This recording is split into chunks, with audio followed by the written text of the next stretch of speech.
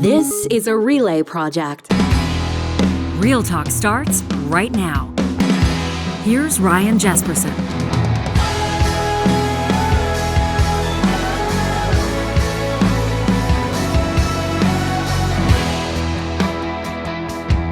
Did Quick Dick McDick ever think he'd become one of Canada's most watched conservative commentators? As you're about to find out in this episode of the Best of Real Talk, even he is surprised by his incredible success on YouTube. That's coming up in just a second.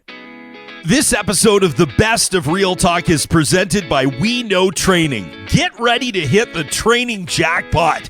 We Know Training partners with associations across North America to create, host, and deliver online training, continuing education, professional development, and credentialing programs. Their top-notch LMS software lets associations and regulators monetize their training programs, creating new revenue streams and opportunities to support organizations, operations, fund new initiatives, and invest in creating more awesome training programs. But wait, there's more! Association members can join in on the fun by enhancing their skills, staying up to date with the latest professional development trends, and becoming experts in their fields.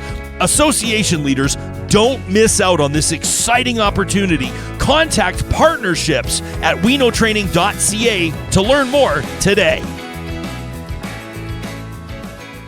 Our next guest needs no introduction in the province of Saskatchewan. He's got literally hundreds of thousands of followers. People there on TikTok, on Twitter. People are following him, of course, on his YouTube channel that sees an avalanche of activity every time he posts a new video. Quick Dick McDick doesn't need me to introduce him. Maybe he should do the honors for himself. In a world that thinks protesting is the newest fad,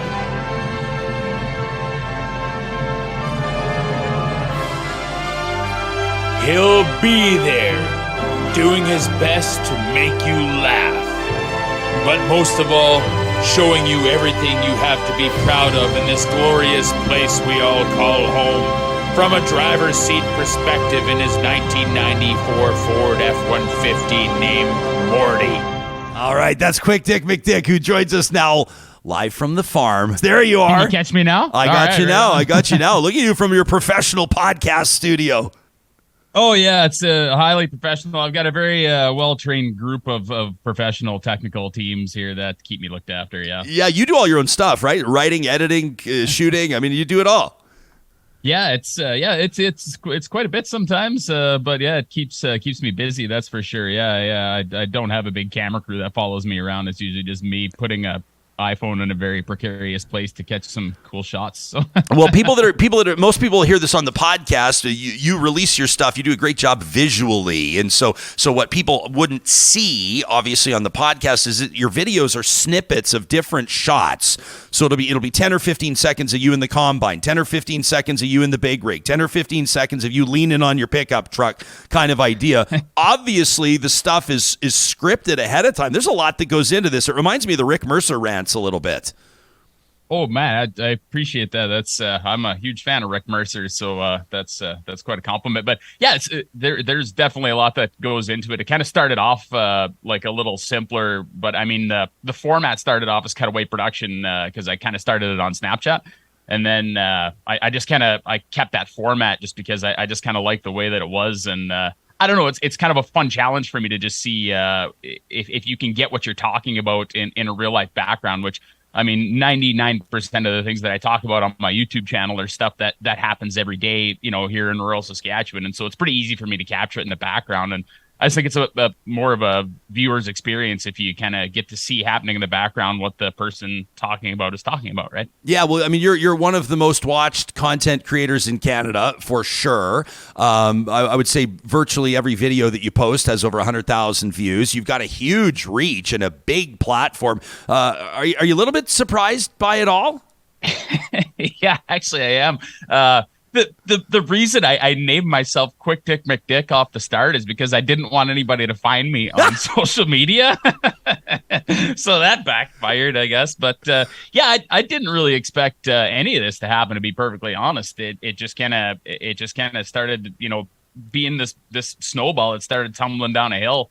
And it's just kind of, built itself up. I haven't really changed how I do content or what I've done. I've made a few changes. I started trying to incorporate some drone shots and a couple other things just to make it funner for everybody to watch. But essentially, it's just kind of the same thing as what it's always been as it started out as. And I'd fully expected this to have petered out a couple of years ago, but here we are still going. So as long as everyone's laughing and having fun, right on, right? Well, I mean, I love your videos and whether or not people agree with your politics or your takes on things, I think it's completely irrelevant. You wear your heart on your sleeve. You're not a big fan of Justin Trudeau. You're not a big fan of the Liberal government. But I've also seen you fact check a lot of right-wing paranoia that's out there as well. As a matter of fact, Johnny, can we call up the fact check video? This, you know which one I'm talking about, Quick Dick. This was the anthrax video that you posted a while ago. Yeah, why don't we take a second? We're not going to roll the whole video, obviously, because we've got you here. But I wanted to roll this one. This is a fact check, so to speak. I think the entire video is about 8 or 9 minutes. People can find it on your YouTube channel, obviously, youtube.com/QuickDickMcDick. But here's a snippet of it. Here's a highlight. Now, there's this video going around right now that I have had shared to me. I've been tagged in. I basically had this thing shoved in my face over the last couple of days of some TikTok guy that has got a bunch of people convinced that the federal government is killing our cattle herd off using anthrax. You gotta be shitting me. Okay, listen, you all know me. I'm about the most anti-Trudeau guy that you're going to find in the country of Canada. In my personal opinion, the only thing that this government has got right since they were elected in 2015 was finally deciding to replace our age-old decrepit fleet of F-18s. That's it. Everything else they've done, they have absolutely and completely bastardized. But just because you might be like me and despise Justin Trudeau and basically his entire cabinet, at some point in time, you have to be able to stop, take a breath, look at what/who you are listening to and watching, and think about it. Like, think about it. Right now, you are listening to a guy named Quick Dick McDick. Okay? That is my favorite line out of the whole video. Right now, you're listening to a guy named Quick Dick McDick. We promoted this appearance today, calling you the voice of Saskatchewan. Do you feel like you are?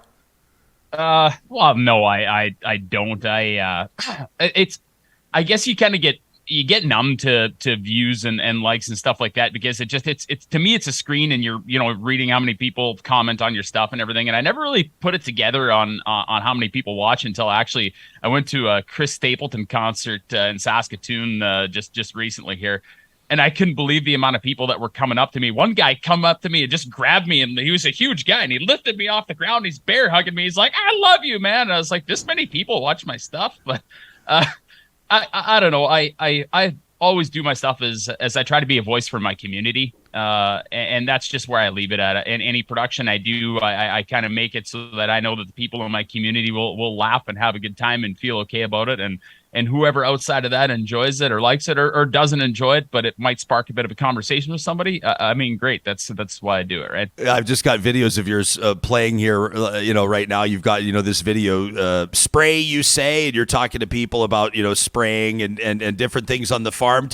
I hope that this fills your bucket to hear this. This is a true story. I like watch your stuff. I love your stuff. I think it's great. And I was watching thanks, you had like a tutorial or like silage 101. You remember this video you did teaching people about silage and what silage is and how it's essentially prepared, and they make the big piles and then they get all the oxygen out. They cover it up for the winter and use it to feed the cattle and everything. So we're at our family farm, my wife's parents, just outside Middle Lake, just outside Humboldt, about a half hour outside, and we're far from here, not far from you at all. And we're driving home, and my little guy, 7 years old, is asking what those big white tarps are. What are the big white piles in the fields? And like the city slicker dad gets to talk, well, it's actually silage, and this is how man, mission accomplished, right? Mission accomplished, absolutely. And I do some politically polarizing stuff sometimes. I do cooking shows, sometimes I do kids shows, but it's fun to do stuff like that. The silage one was like one of my top 5 favorite videos to do. And I was actually, I had broken ribs when I was doing that video, so I couldn't really do much other than drive a swather.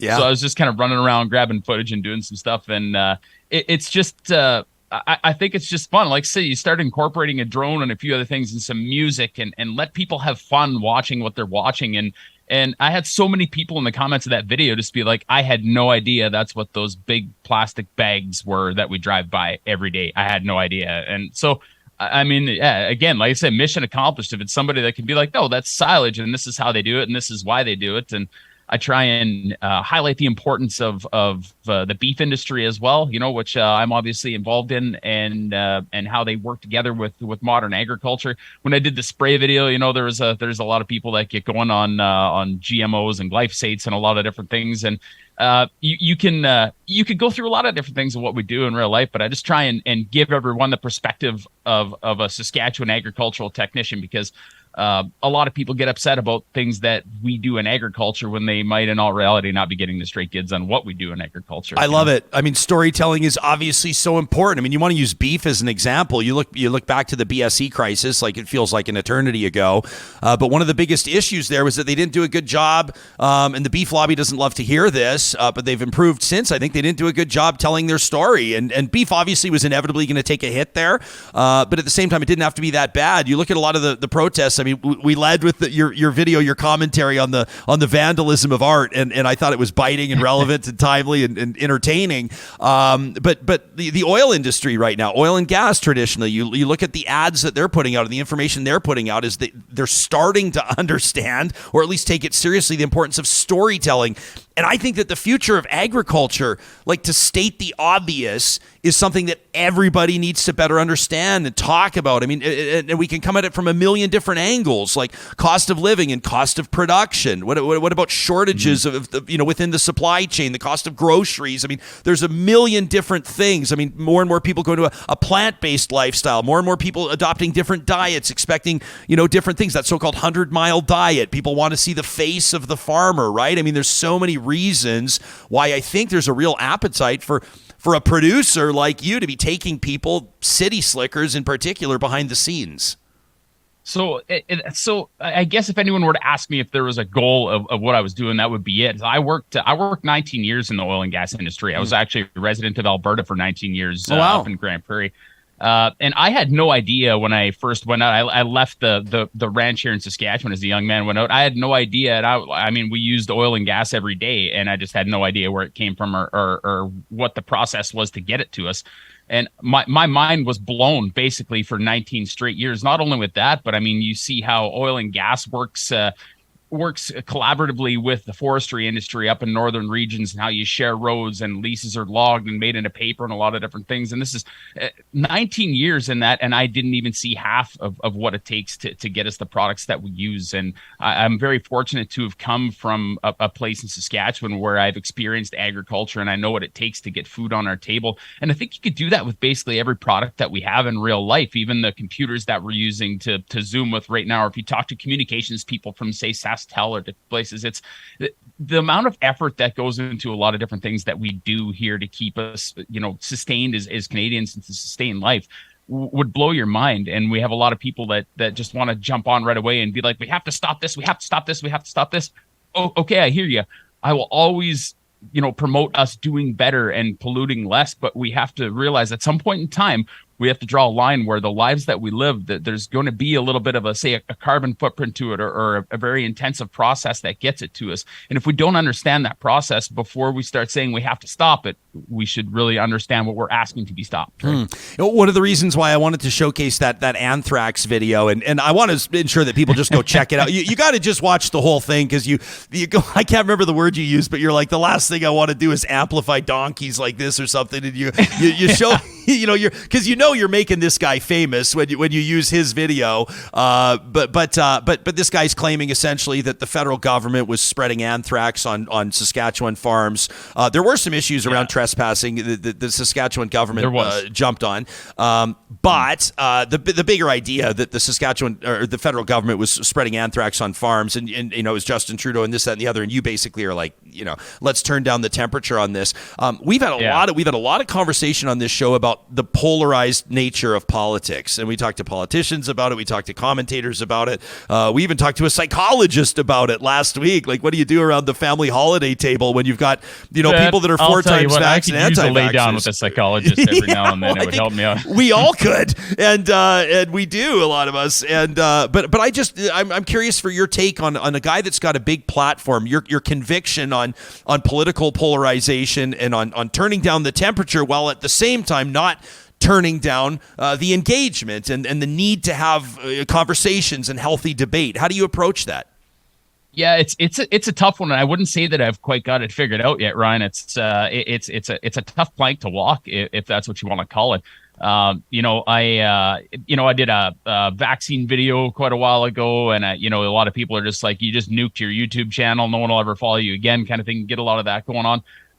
And then there's been, with the whole Poilievre leadership race, and then we have the SAS party here in Saskatchewan and whatnot.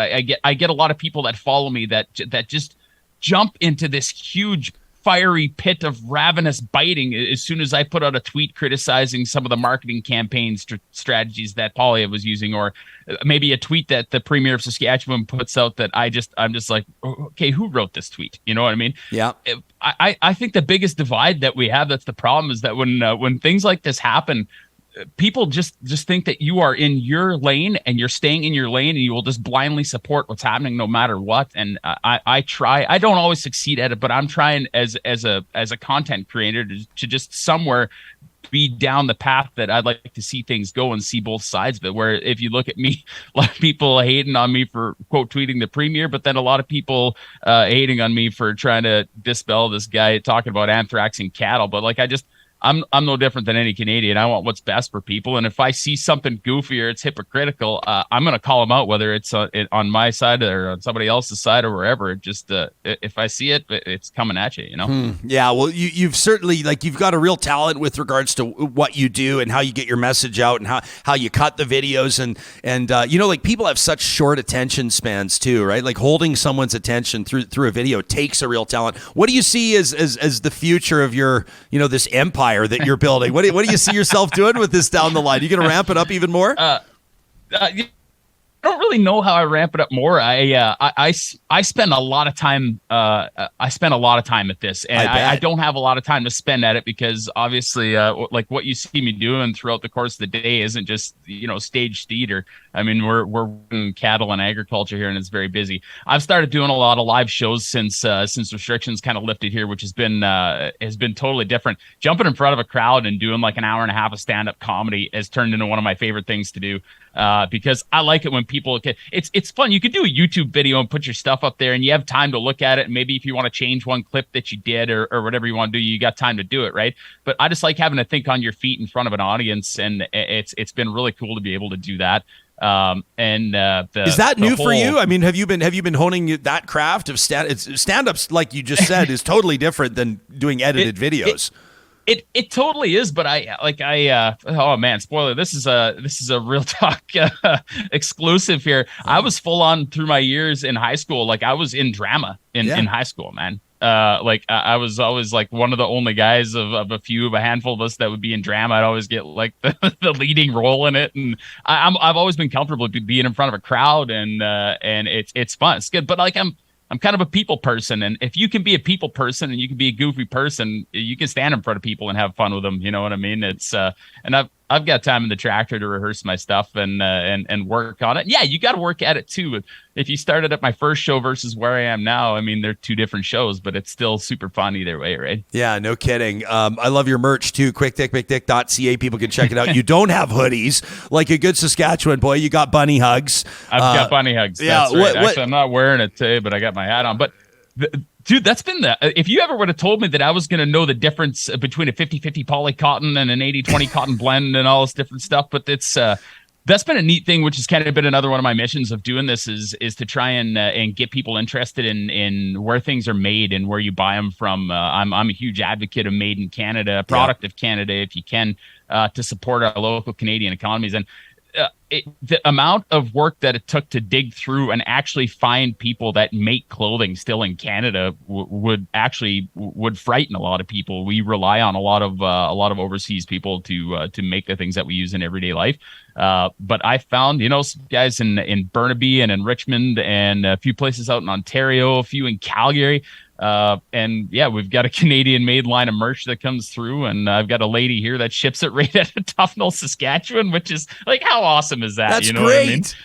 Yeah. So we're the exact same, really man. Cool. We're the exact same. We wanted to, like, our mugs are done in Calgary. Our t-shirts, like a lot of our merch, our hats are done in BC. We were the exact same way. We wanted to support local wherever we could, but it's the hustle, right? It's so, like, you and I have different backgrounds, obviously, but you had your career in energy and oil and gas. I had a career in like mainstream or big corporate broadcasting, and then now the thing that is so exciting is also the thing that is so terrifying, and that's that you're responsible for everything, but you also are doing it for yourself, which is really, really neat. Is there, like, when we ask what's the coolest bit of feedback, or what was a moment of like a fan of what you do, or one of your followers or something said to you? Is there something that jumps out at you? Did somebody, or you had a ton of it, I would imagine? There's lots. I had one guy send me a receiver hitch for Morty that had a horseshoe welded on the back of it with QDM welded in the horseshoe. Like, how cool is that? I've had a lot of stuff sent to me, and lots of people reach out to me, but I get sent pictures lots from teachers that are showing, like, my Terry Fox Run video or my Ode to Oats video and stuff like that to their classrooms. And that's why I really like doing my little quick videos for kids to learn and have fun. And to all the parents out there that are very concerned about a guy named Quick Dick McDick, being played in their class and everything, I do an entire list of kids videos that are kids friendly, and I love kids. I love being around them, and it's super fun. And they're our future. They're the ones that are going to grow up and eventually take this country over from us someday.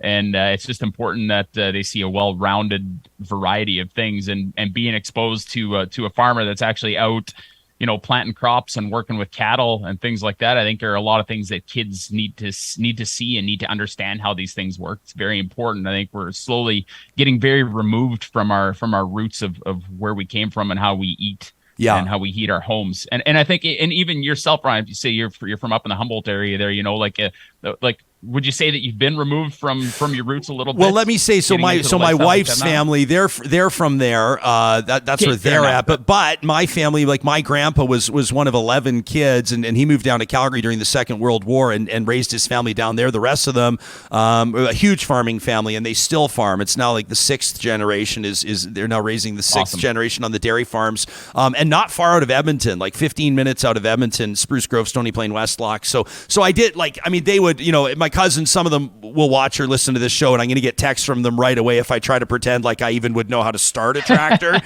There's no way. But at the same time, we try to get our little guys out there and on the farm and getting their boots dirty a little bit as well, so they understand not just about agriculture, and not just about dairy or not just about whatever, but also about the family history, the rich family history. There's a family cemetery. It's pretty fascinating stuff, right? And so it's really important to us. My heart's full every time I'm out there. That's awesome. Yeah, family lineage is very cool. And, I put that at the end of my last video there where we spent harvest being very busy. And the first thing I wanted to do as soon as we got stopped, like, I just wanted to go and sit with my mom and dad and visit with them. I moved home here a few years ago to get back into agriculture. And that was one of the biggest reasons why I did it, was because I was separated from my family and everybody that I loved all the time. And I was just like, I need to change that, because, whether it's my parents that won't have me or me that won't have my parents, eventually that's how life works. You just need to do what you can to try and spend time with people that you love. And that's, that's some of the things that I try and promote on my channel, along with all the other kooky things that we talk about, What I mean? What do you see, like, a guy like you, like, are you in your 30s? What's your ish ballpark age? Oh man, I'm I will be 40 this year. Oh wow, all right. So, but relatively speaking, a young guy with a lot of career ahead of you. Do you see you come back home to work in agriculture? It's a lot of people are wondering what the future of ag will look like. And there's a lot of contributing factors, but a lot of the big farms are being acquired. People are lamenting the loss of topsail. It's maybe less financially realistic for young people to farm, just with the costs of entry, et cetera. Is that on your radar? And what do you see around you? it's definitely tough to get into farming. It's very expensive to get into farming. And I think, we see a lot of the bigger operators. I mean, I won't name drop, but there are some very big farming corporate companies here in Saskatchewan. But that being said, when you get into my neck of the woods here, there's a lot of guys around here, guys and girls that farm around here that have been doing it for years, and like you say, that are working on centennial farms, and it's been passed down from generation to generation. And contrary to what a lot of narratives would have people believe, there are operators around here that care deeply that new people get into agriculture and help give them starts. And it'll start off as they'll get a guy working for them, and then, well, yeah, you can use a little bit of my equipment to help seed your place, and we'll haul it and we'll store your grain here, and they help guys get going. So as much as we hear that commercial farming is stomping a lot of people out, there are some great people out there still that are doing what they can to try and get new people into the game that have a passion for it. So I think as long as that keeps advancing how it is, it's still going to be a great future for agriculture. Anybody getting into agriculture right now is getting into agriculture at an amazing time. There's so much technology that's coming at us from all different levels, and you get your old guys that drove around on a John Deere D and the size of their harrows was half the size of a combine header nowadays, kind of thing, that are like, we don't need any of that stuff. But we got a cool generation of people coming up in agriculture right now that look into technology and what's happening. And I mean, I hope in the next 5 years we see drones out flying around spraying some crops and stuff, and doing things better. And the amount of people that continually try to do things better and better and better is just it's like spirit lifting to see everybody striving to do better. I'm very proud to be a part of agriculture. Yeah, it blows my mind that the tech that there is in farming. I mean, I guess if your combines weren't driving themselves, you wouldn't be able to shoot your videos behind the wheel, right? So, well, and that's like, and to that point, like there's a couple of retired guys that come out and help us drive combines every now and then, and everybody's like, a lot of activists are like, hey, your tractors will drive themselves in the next 5 years, and you're going to be out of work. I'm like, I can't wait for a tractor that drives itself so that I can go and get one of the other 8,000 things that I need to get done in a day done. You know what I mean? It's great. Yeah, where technology is headed and the embracing of it is great. And it's always good to have some older neighbors kicking around that can keep you grounded a little bit too. I'd tell you a quick story about neighbor Bob if we had time. Yeah, we do. Yeah. All right. Tell us about neighbor Bob.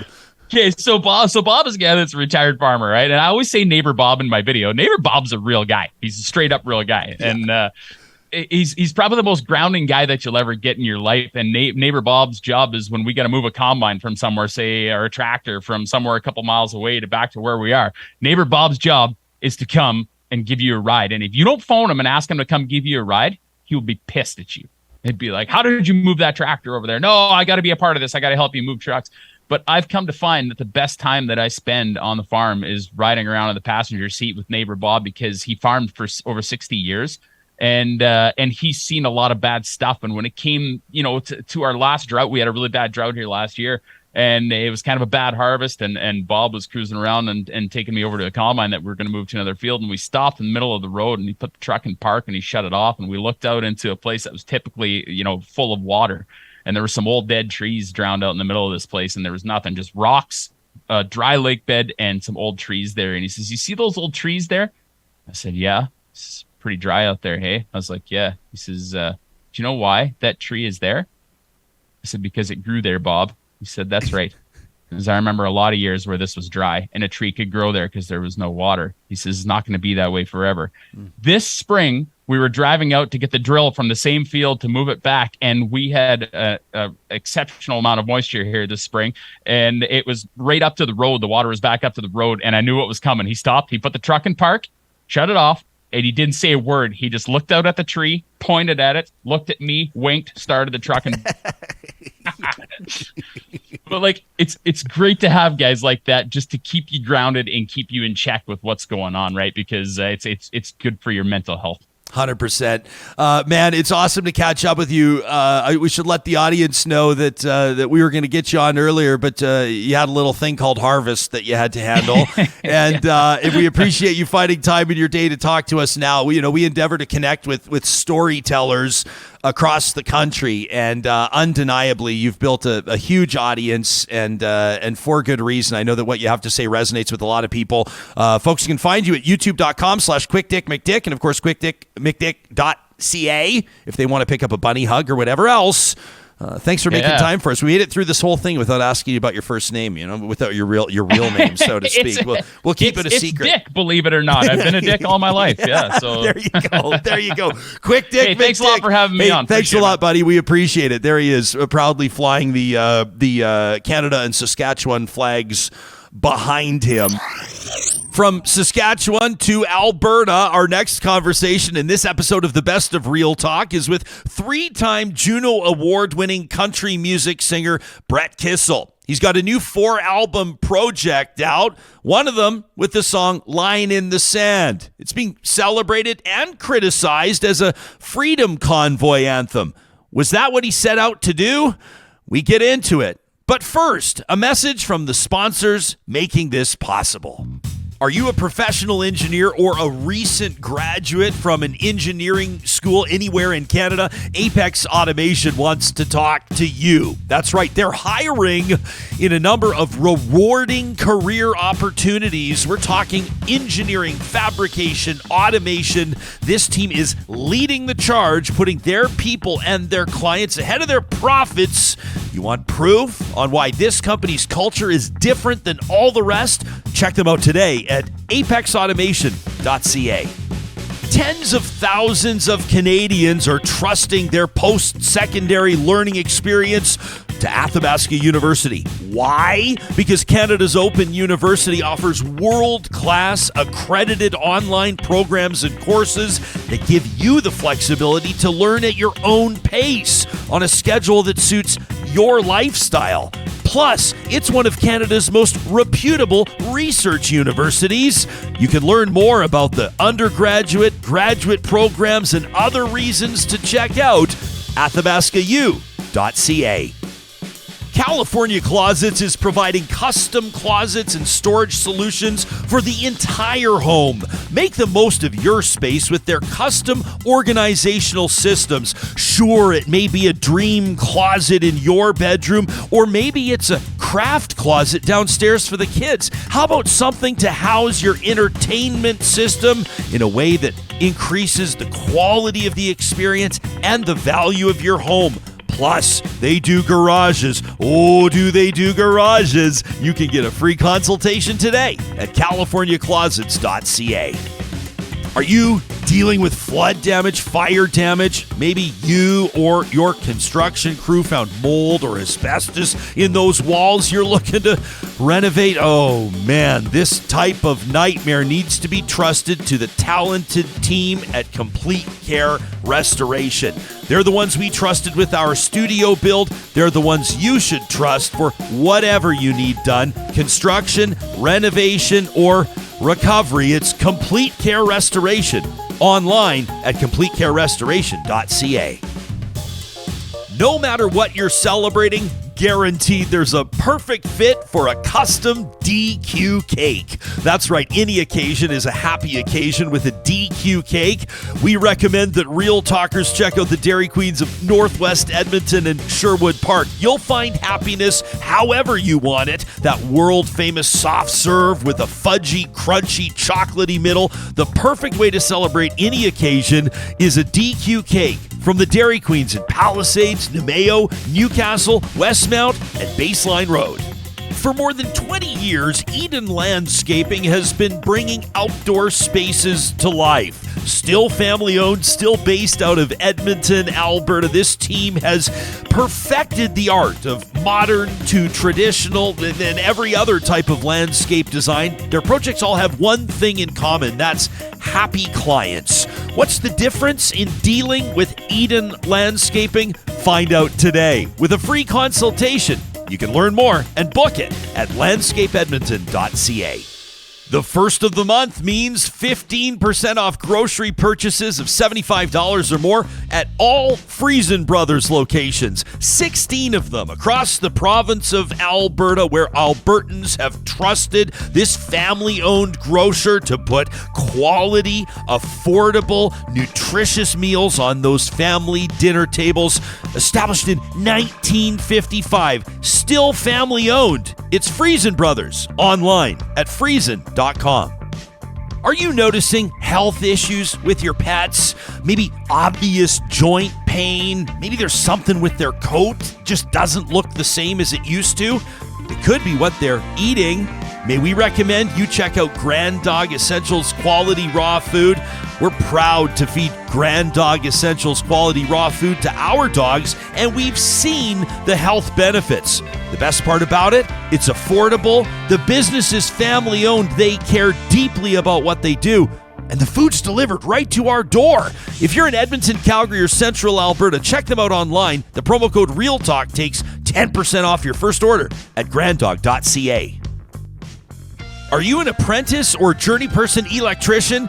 Kubi Renewable Energy would love to hear from you. That's right, it is heading into their hottest season, the busiest time of year, and they're looking for installers looking to put up solar power projects across BC, Alberta, and into Saskatchewan. Kubi Energy is one of Canada's busiest solar installers and the only installer that's Tesla certified. You can check out the work that they're doing online at kubienergy.ca. Make the next move in your career today.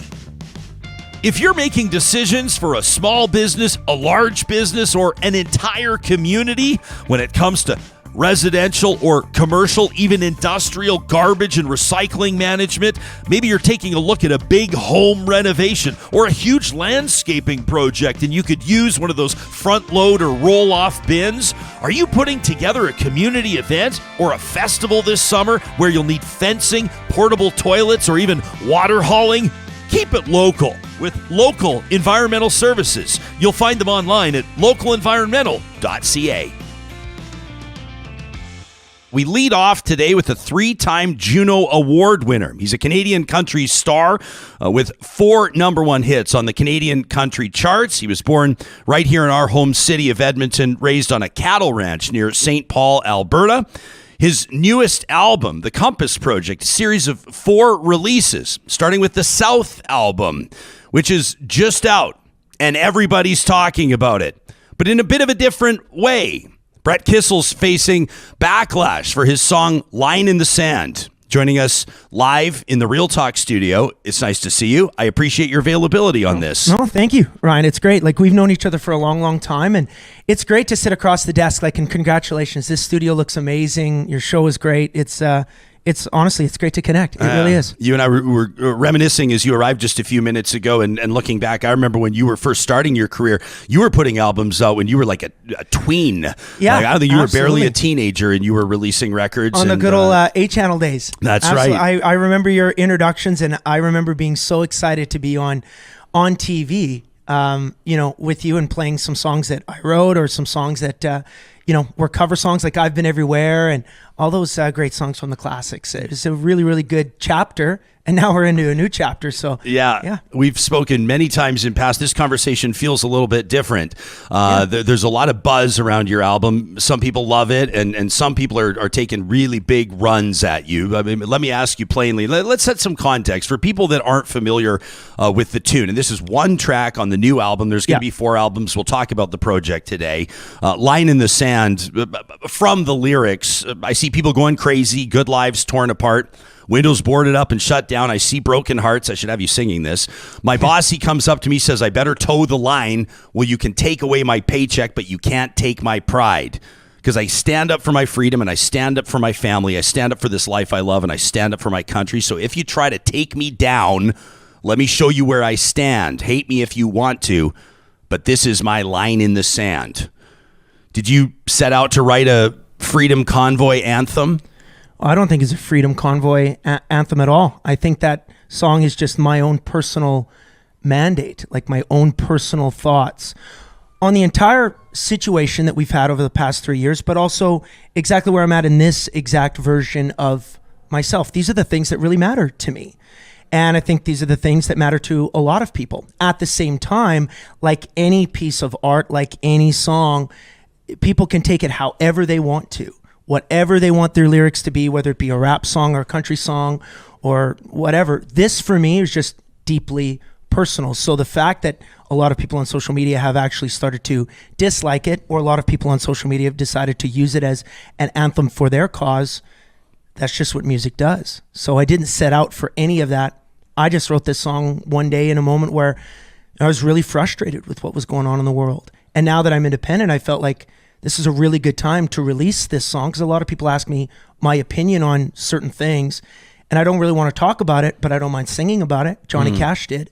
So that's what I wanted to do. Yeah, what is the difference? Like, take me into the mindset of a singer-songwriter. You say you reached that point where you were really frustrated. Was there, I guess it's maybe a bit of a personal question, but was there like a breaking point or something that happened in particular when you started thinking about a line in the sand? Yeah, not a real one breaking point, but it's just years and years and years of lockdowns and a bunch of things that I didn't agree with. And now, I've come out in the wash that's saying, hey, you know what?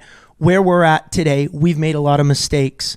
Over the past 3 years. So for me, I'm sitting at home, just totally wishing that I could, be out on the road again, understanding that things in Canada were a lot different than the United States as well. My wife and I, we were living in Nashville, and we're having a great time in Nashville. Then you come across the border and, okay, everything is completely changed in terms of rules and regulations of what you cannot do. So I just wrote that song, never thinking that it actually would ever be recorded.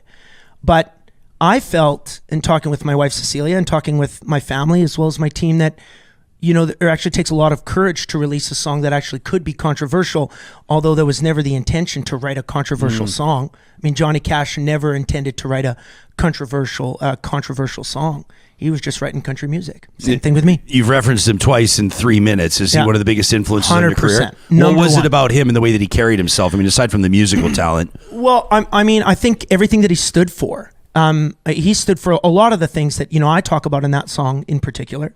There were a lot of things. There was a really unique documentary on him on Netflix, where he was invited to the White House to go and perform. And the White House had asked him to sing a couple of songs in particular that are actually very pointed towards a cause.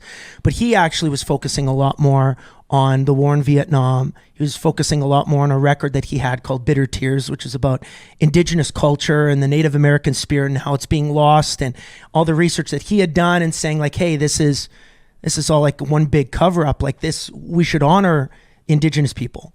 And so he wrote that record, and those are the songs he chose to sing in the White House, and the president was really upset about it. But he kind of stood for what he believed in. And you fast forward, that was in the 70s, and you fast forward when he passed away in 2003, and definitely a heroic figure in American and in all musical culture. I don't set out to be a hero or even relate to Johnny Cash in that particular way. I know I'm going to die one day, and people will look at my body of work and maybe talk about the song, or maybe completely forget about this song. Well, one of the interesting things for me to watch as an outsider in all this is that when you say you're a hero, some people are painting you as a villain right now, and there's a lot of some of the backlash around but this that's social album media, is really ramping up. Well, give me your insight on that. Like, you have to have expected. I know you're a smart guy. With a song like this, as pointed as this is, you had to expect some backlash. But it's to the point where it's running up the chain to. You have a great partnership with the Edmonton Oilers. You've sung a lot of anthems for them in some high-profile events. I've seen people tagging the Oilers on tweets. They don't want to see you singing anthems anymore. People are taking this really personally. But, there's a lot of people that are very, very supportive of my craft and know exactly what I do in the community, and how much I love this city, how much I love this province, and how much I love Canada. So at the same time, it's a pendulum that swings. So there's a bunch of people that are very, very noisy on one particular side of the issue. And that's actually okay. What I do blame is social media. Because social media, and Twitter in particular as a platform, is a very negative and a very, very dark platform. I haven't had a good time on Twitter in at least 5 years, maybe even a full decade. And the reality is that Twitter's where people, in my opinion, it's only my opinion, where people come to fight. And they want to fight, and they want to voice their opinion. Yet if there's anybody who has an issue, if it's Bobby123 or Sally321 on Twitter, I have no issue. The same way you and I are having a conversation right now. Let's pour a cup of coffee because it's the morning. Let's pour a drink because it's the afternoon, and let's talk. I want to know why this song hurts you so much. That wasn't my intention to hurt you. Never. In the case of my music, would I ever set out to write a song to hurt somebody? But if we want to talk about it, go ahead. Don't write on Twitter about how much you hate me. If you want to say it to my face. Let's do that. That's not a problem, because maybe, just maybe, or actually I do believe we could find common ground on the issue. And someone could say, because of this, because of these lyrics, it really affects me. Oh, okay, well, you know what? I'm sorry about that. Not my intention. Or I can say, hey, what I meant was this. Oh, okay, well, thank you for clearing that up. And we can actually be friends if you want to find common ground. But on Twitter, there's no common ground. Do you run your own Twitter account? Oh, yeah. Like, so you read the replies, you read the mentions, well, it's actually, Brett Kissel reading them? It is me, but at the same time, I need to separate myself because that's actually not reality. Social media is not reality. You know, Instagram versus reality, that's not my reality. If you know me, you know where my heart is. And I don't know some of these people that are writing terrible shit on Twitter. Doesn't affect me whatsoever. Do you think that the song, you alluded to this, do you think that a part of the song or that the lyrics are being misinterpreted?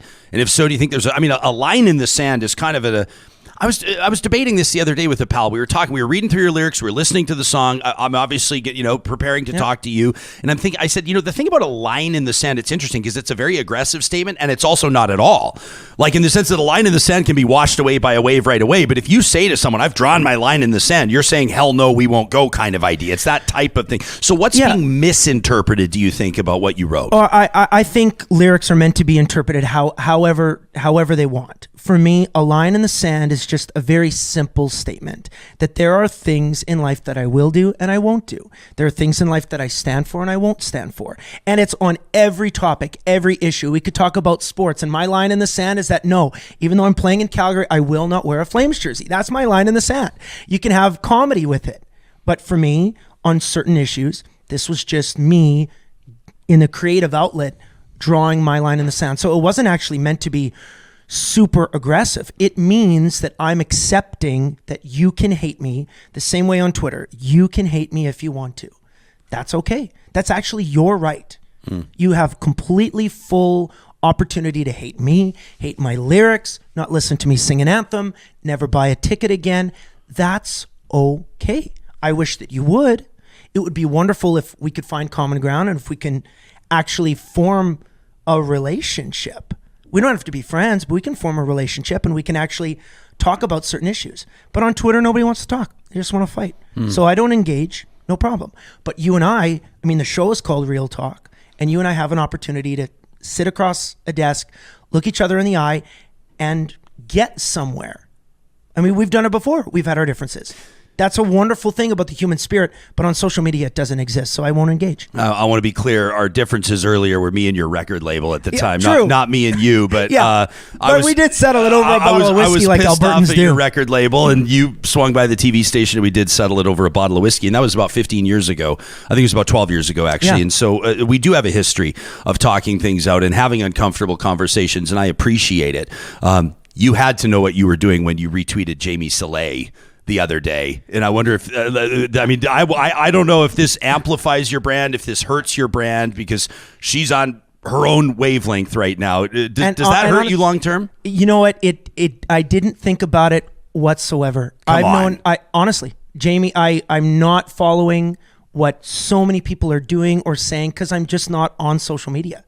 So Jamie and I have known each other for a very, very long time, and Jamie's got a very good heart. I can say that 100%. You can't say that, she doesn't have a good heart. She's definitely very extreme in her views. There's a lot of things that Jamie has said in the past that I don't agree with. There's a lot of things that Jamie says in today's or 20 years ago that I do agree with. There's a lot of things that you may say that I disagree with or I do agree with. So the biggest thing is that was not meant to trigger anything. I was very grateful for what she said about my record. That means a lot to me. Thank you. Do you have to, does a guy like you, when you're plotting it, because something I think is relevant, correct me if I'm wrong, but this is, of all of the albums you've released, this is the first that you're releasing independently. Yeah. So you're we're in a similar boat. Yeah. You know, our eggs are in one basket and we're betting on ourselves. Yes. Do you have to be more careful about this type of stuff now? I mean, you have controversial business partners, right? Like W. Brett Wilson, you and him do business together. Yeah. Very outspoken guy, retweeting Jamie Soleil, stuff like this. I guarantee on one hand, your album sales will skyrocket from people who love them, but you might see no love from people that have no love for folks like those. Do you have to be more strategic about that? No, because I'm caring a lot more about caring less. I mean, when I was part of the label system, it was the best decade of my life. I'm so grateful for my time with Warner Music. Just what an extraordinary group of people, and what an amazing memory for me to learn from them and the label system. I have not a bad thing to say. I just knew at this time is time for me to spread my wings, really. And as an independent, I have a smaller team. It's a very mighty team, and I'm very proud of my team, but I just don't care about that stuff. Brett Wilson, I know his heart. I have a wonderful relationship with him. He says a lot of controversial things, and I roll my eyes. Sometimes he and I can have a one-on-one conversation and say, how do you feel about that? And we'll say, yeah, maybe we push a boundary a little bit too far, or this and that. But at the same time, that human being in particular has raised tens of millions of dollars for extraordinary causes and has made the city of Calgary, the province of Alberta, the country of Canada, a much better place. I watched him write a check for $1 million for the Saskatchewan Children's Hospital. That's a pretty special thing to see with my own two eyes. Does it absolve you of certain things that could harm a lot of people? No, not necessarily. But at the same time, you need to understand that people have good hearts if you choose to have those conversations and get to know them on a deeper level. So when it says about me retweeting Brett Wilson or anything like that, that's just social media. That's just noise to me. It really is. It's making this issue much bigger than it needs to be. How important is social media to your business? The platforms are still important because that's how you get your music out. But at the same time, it's a very, very dark and treacherous path. It really can be. We've all experienced it, both you and me. Mm-hmm.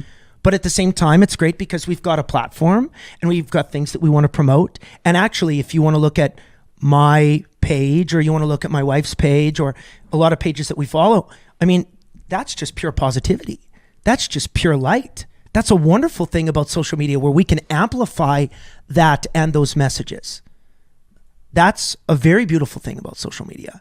But still, in this current chapter, and with this song in particular, yeah, it sure got negative in a hurry, but wasn't my intention. Do you feel pressure as a prominent personality, as someone in the public eye, to pick a side in something like this? I mean, with pandemic restrictions, I go back to this lyric where you say, my boss comes up to me, says I better toe the line. You can take away my paycheck, but you can't take my pride. You know that's going to resonate with some people. Of course. I mean, there are people that refuse to get vaccinated. There are people that refuse other pandemic restrictions. They refuse to adhere to those, and in some circumstances, they paid for it with their livelihood or with their employment. Did you feel pressure to pick a side and have their back in a sense? No, I didn't feel any pressure other than the internal pressure to really look and discern for myself what's really going on.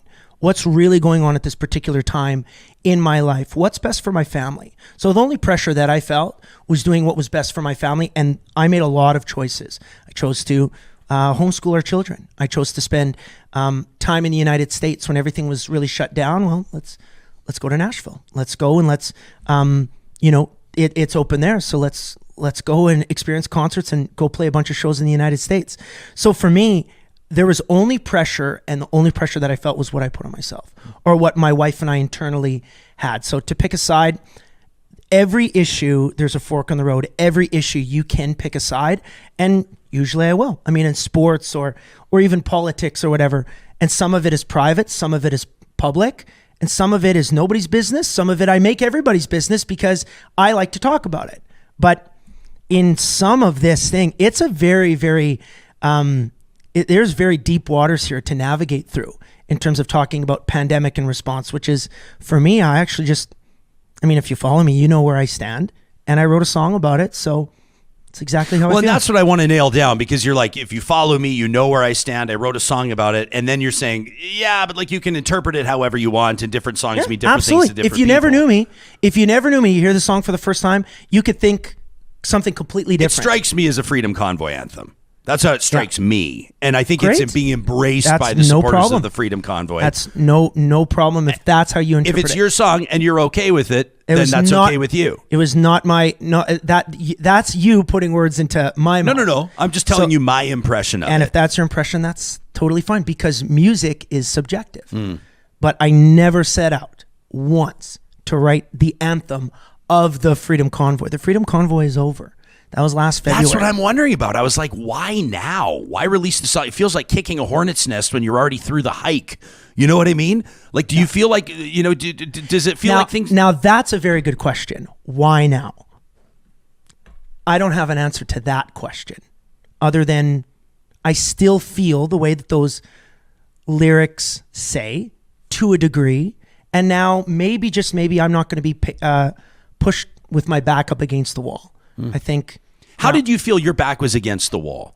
Oh, countless ways. We don't have enough time or enough whiskey with this brand new bourbon that you've got to talk about that. It was endless. Anybody in arts and entertainment, actually, we all felt our backs against the wall. There is no denying that. There is nobody who escaped the last 3 years unscathed without permanent scars. Do you think anything's ever going to go back to normal? No. Like if there was a Brett Kissel concert 5 years ago, you'd have people there that supported Stephen Harper at the time.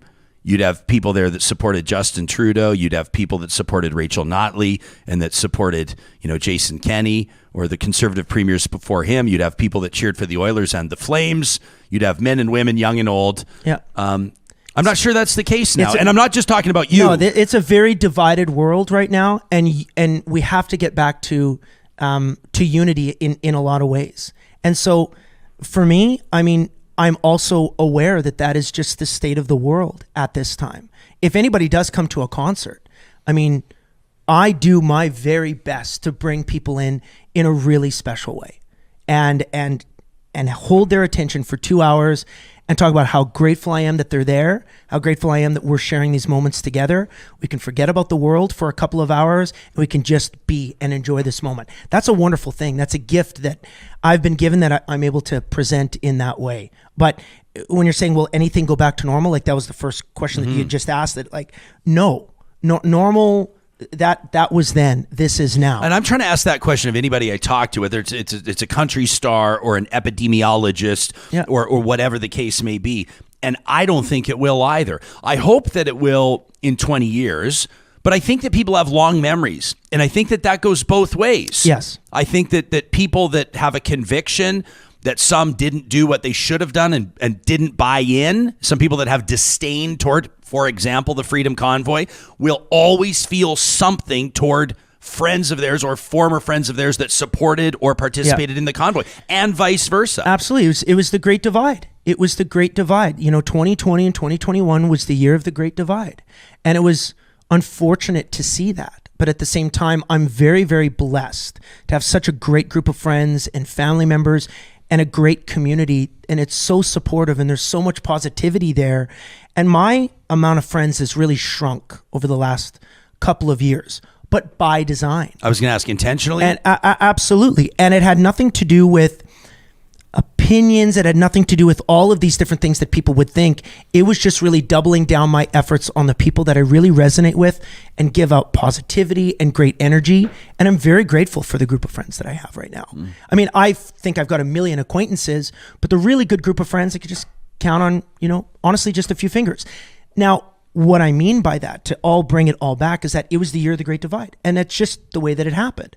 So will we get back to normal? I hope that we get back to, I hope we get to a spot where things are better than they've ever been. Now that's what I'm holding the focus for. I think that's going to take time. It'll take time. I hope that you're right. I hope that does happen. I don't know if it's happening anytime soon.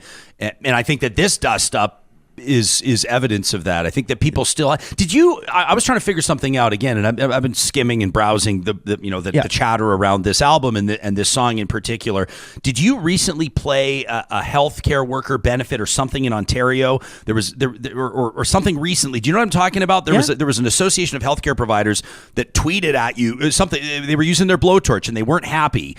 I think they felt like they thought that you had their back, and then that the song kind of took a big swipe at that's kind of healthcare speculative restrictions. because I don't know exactly what And it is speculative. What particular tweet you may be talking about. Again, like I do run my social media. Do you have a great message? team. Put it this way: do you have a message to healthcare workers that felt like you're cracking? You know, that you're smacking down restrictions as they were working overtime, trying to keep people out of ICUs and trying to keep people alive. I mean, there's a lot that can be said about that particular issue, and so no, I'm not going to talk about that. What I will say is that I played in the province of Prince Edward Island, and I've played all across the country now, doing a lot of events for healthcare workers, heroes of the front line, hometown heroes, and everything like that. It's very, very important to support and tip my cowboy hat and help raise a lot of money for very important causes across the nation. And I've done that. So my body of work really, I think, speaks for itself. So if there's some particular tweets or people on social media that are upset about this particular song, that's okay. I don't have it in front of me. I mean, it's one thing you talked about, like Sally 123 or Barry 321 or whatever. It's different when it's like an association or an organization that's putting a tweet out there. It was one that grabbed my attention. So this is kind of an unprecedented release for you. This Compass project. You've got the South, the North, the West, and the East albums. This is the South. I have to assume sort of a tip of the cap or a reference to your home in Tennessee. Yeah, absolutely. And you're going to be releasing 4 albums in 1 year. Yes. Never done anything like this before. No, never. And I'm extremely proud of it because each, like the needle of the compass is going to point obviously north, east, south, west. So 4 releases this year. We'll talk about a different spot in my heart and a different zone that I can really go into as an entertainer and also just as a human being. So the East record that'll come out next is all acoustic, and it's singer-songwriters, and it's an ode to the great singer-songwriters of the East Coast and how much I love that part of the world. So it's 10 songs of truly singer-songwriter. If you and I sat around a campfire and you said, hey, play me some of your favorite songs that you've ever written, songs that aren't on the radio but beautiful acoustic songs. And so it's an entire album dedicated to that. The West album is all country and Western. And knowing that there could be some controversy. I mean, I wrote a song called Oil and Cattle, about how much I love, oil and cattle. And there's probably going to be a lot of people that don't like that song. But that's not my intention. I'm just telling people how much I love my homeland in Alberta. So I'm just, I think, a bit of a target at this time. And honestly, that's okay. Not intended, but so be it. Well, you're not the first artist, let alone the first performer or person in the public eye to plant their flag on something. I've always appreciated your willingness to show up for conversations, and today is no different. And thanks, Ryan. I'm grateful to have you sitting here around the Real Talk table in our new studio. Yeah, well, it's a great new studio, and thank you for the opportunity. The biggest thing that my takeaway is, on social media, people come to fight. And if you can have a real conversation, real talk, and sometimes when the mics are off, like, hey, how do you really, really, really feel? And if there's anybody on social media that, might talk to me when I'm walking in a grocery store, say, hey, I want to have a conversation about a certain issue. No problem. Does that ever happen? Oh, absolutely. It's happened. Actually, many times it has. About serious stuff? Yes, not just absolutely. Questions about life honestly, on the road? And about the pandemic, whether it be, supportive of one person's particular views or really against it. And the best part about it, if you can actually look into somebody's eyes, you can find common ground. Or if you can't find common ground in those circumstances, then you need to say, you know what, maybe we'll pick this up again, or maybe in another lifetime. Maybe we'll be friends then. And that's okay too. There he is, 3-time Juno Award winner, Brett Kissel. Thank you for joining us on the final episode of the Best of Real Talk for the week. We're back live on Monday morning with political scientist Dr. Jared Wesley and the Titan of Talk, Charles Adler.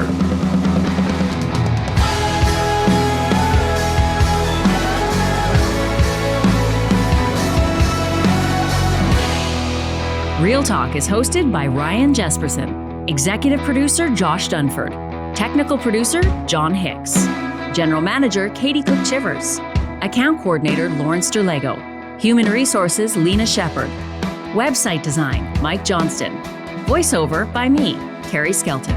Real Talk's editorial board is Supriya Dwivedi, Ahmed Ali, Brandy Morin, Ann Castleman, Corey Hogan, Harmon Candola, Catherine O'Neill, and Chris Henderson. Member Emerita, Julie Rohr. Real Talk is recorded in Edmonton, Alberta on Treaty 6 territory, the traditional and ancestral territory of the Cree, Dene, Blackfoot, Saulteaux, and Nakota Sioux, home to the Métis settlements and the Métis Nation of Alberta. Real Talk is a relay project. For more, check out ryanjesperson.com.